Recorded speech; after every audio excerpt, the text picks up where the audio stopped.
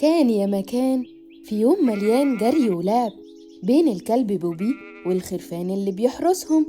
كانوا بيحبوا يلعبوا مع بعض جدا، بس بوبي كان عنده مشكلة صغيرة، كان كسول شوية ومش بيحب يتعب خالص. وفي يوم جه صاحب المزرعة وقال له: يا بوبي، أنا هسيبلك الخرفان أمانة، خلي بالك منهم، أنا واثق فيك. وبعد كده راح غير هدومه ومشي وسابله الأمانة. بوبي بص حواليه وقال: هو إيه اللي ممكن يحصل؟ هستريح شوية بس. وراح نام تحت الشجرة. لكن ورا الأشجار كان في ثعلب مكار قاعد بيراقب كل حاجة.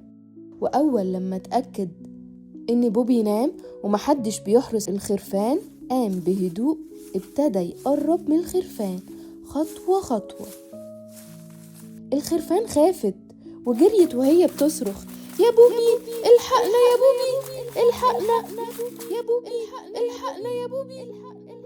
بوبي صحي مخضوض، وأول لما شاف اللي حصل جري بكل قوته لحد ما مسكه وهجم على الثعلب بسرعة وقعد ينبح بصوت عالي.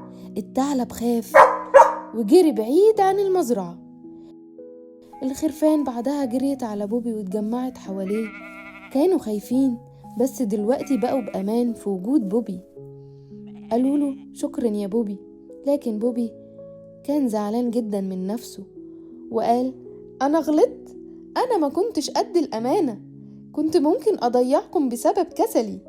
ومن اللحظة دي بوبي قرر إنه هيبطل كسل ويخلي باله من الخرفان كويس ويبقى دايما قد المسؤولية.